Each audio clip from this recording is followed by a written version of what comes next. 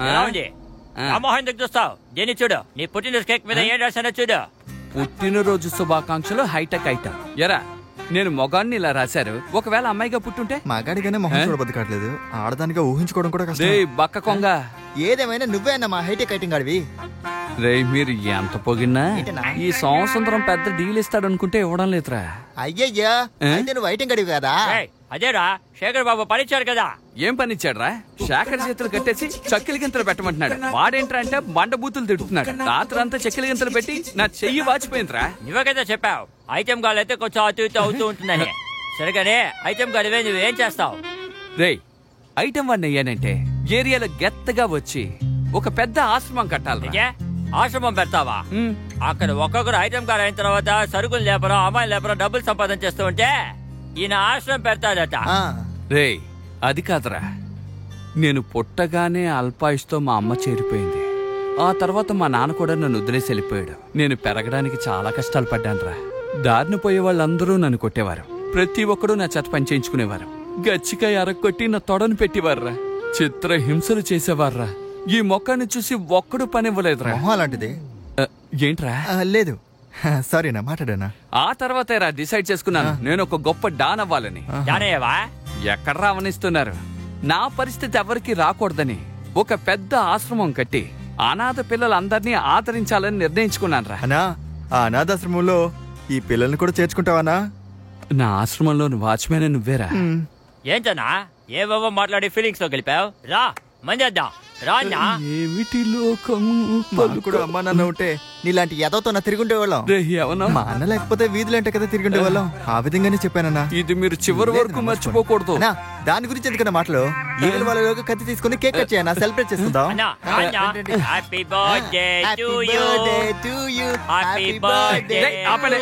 నేను సంతపేటలో cake cut చేస్తున్నానా? Apple orange అంటూ ఎవరా కేక్ మీద రాయిసిరిందే?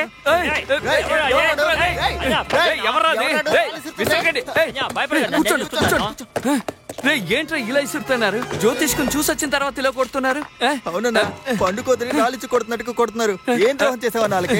రే ఇంతవరకు ఎవరికి ఏ ద్రోహం చేయలేదు. ఖైదీ కుమార్ అయి ఉంటాడా? 4 రోజుల క్రితం డ్రగ్ అండ్ కేసులో లోపల పెట్టారు కదా. ఒకవేళ కంకతోట కుబేర్ అయి ఉంటాడా? ఒకవేళ హంసపురం ఆనందరాజ్ అయి ఉంటాడు. అసలు వాడు ఎవడో నేను చూస్తానన్నా. కూర్చోరా పెద్ద రౌడీనా? చెప్పరా. పెద్ద రౌడీ అన్నా. వచ్చి చూడండి ఎంత పెద్ద గ్యాంగ్ నిల్చుందో. పోనీ ఇటు పారిపోనా? బాగా తలెత్తి చూడన్నా.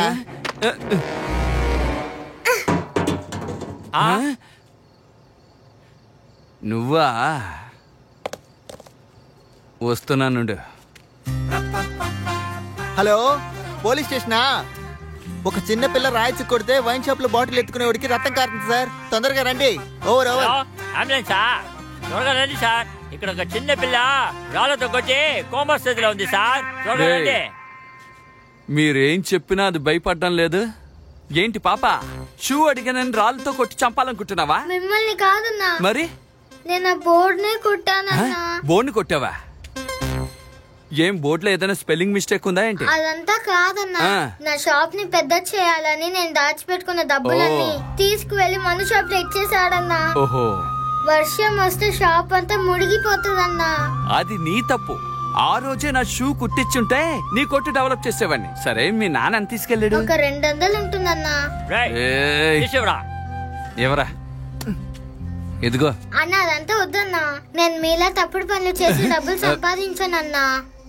ఈ వయసులో నువ్వుంటే డబ్బులు దబ్బి ఫ్రైడ్ రైస్ తినేవాడు కదా. రే నీటి కొంగ, ఆ కేక్ మీద ఉన్న రాయి తీసి పారేసి పార్సల్ చేసి గుడాన్లో కూర్చోండి రా. నేను వస్తాను. రే ఆ పాప ముందు నా పరువు తీకిరా. నేను ఏం చెప్పినా వినడం లేదే. దానికి అర్థమేంట్రా? నీకు విలువ ఇవ్వట్లేదు. అరే బ్రెయిన్ లేనట్టే వాగుతున్నాడే. సరే వెళ్ళు.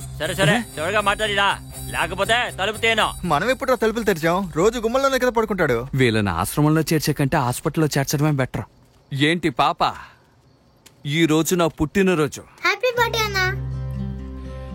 God bless you. సరే నువ్వేం చదువుతున్నావు? 5వ తరగతి చదువుతున్నానన్నా. తెలుసా? అదంతా తెలుసన్నా. ఫస్ట్ స్టాండర్డ్ లోనే చెప్పించారన్నా. మరి ఇంగ్లీషు? ఏదో కొంచెం చదువుతానన్నా. ఓహో. అయితే ఈ జాతకం చదువు. ఏ మీకు చదవటం రాదా అన్న? చదవడం తెలిస్తే నీ చేతికి ఎందుకు ఇస్తాను, నువ్వు చదువు. మీ దగ్గర 2 అన్నలు ఉంటారు కదా, వాళ్ళకి ఇచ్చి చదవమనొచ్చు కదా. నాకు బాగా రాస్తేనే బాగా లేదని చెప్తారు వాళ్ళు. మాటలు కట్టిపెట్టి చదువు పాప.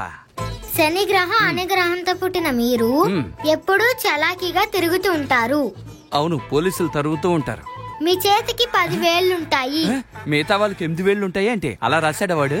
ఆ 10 వేళ్ళని పెట్టుబడిగా పెట్టి ధైర్యంగా పని చేస్తారు. పాయింట్ తెలియకుండా జ్యోతిష్కుడిని తిట్టాను. చిన్నప్పుడే తల్లిదండ్రుల్ని కోల్పోయిన మీరు స్వయం కృషితో ఎదుగుతారు. మెగాస్టార్ లాగా ఆత్మవిశ్వాసంతో పైకి వచ్చినాన్ని. నువ్వు చెప్పిందంతా నిజమే.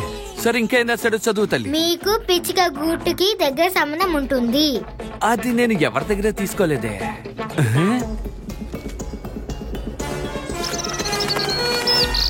అవును కదా.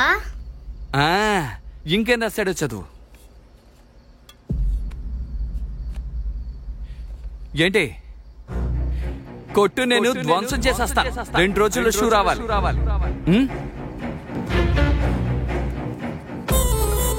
మీరు మీరు మీరు ఏంటి మీరు? మీ కాలు తగిలిన ఒక వస్తువు కనిపించకుండా పోతుంది. ఇది అందులో రాస్తుందా? ఇది మీరు ఎవరికైనా ఇచ్చి చదవమంటారా? ఇది రహస్యం, ఎవ్వరికి ఇవ్వను. అప్పుడు దీంట్లోనే ఉంది. అయితే చదువు. గొలుసా? నేను కాంచిన శరత్ కుమార్ నా గొలుసులేసుకు తిరగడానికి. అప్పుడు మెట్టులు? నాకింకా పెళ్ళి అవ్వలేదు తల్లి. షూనా? బొమ్మ ముఖం నాతోనేనా? జాతకం సాగ్గా పెట్టుకుని ఎస్కేప్ అవుతావా? ఇలా ఇవ్వు. ఇదిగో నా షూ గాని రాలేదో నిన్ను మీ నాన్ని కొట్లో పెట్టి చితకబాత్తా. వెళ్ళు, షూ వెతుకు, వెళ్ళు, పరిగెత్తు. భూమికి బెత్తుడుంది, నన్ను ఎలా మోసం చేస్తోందో.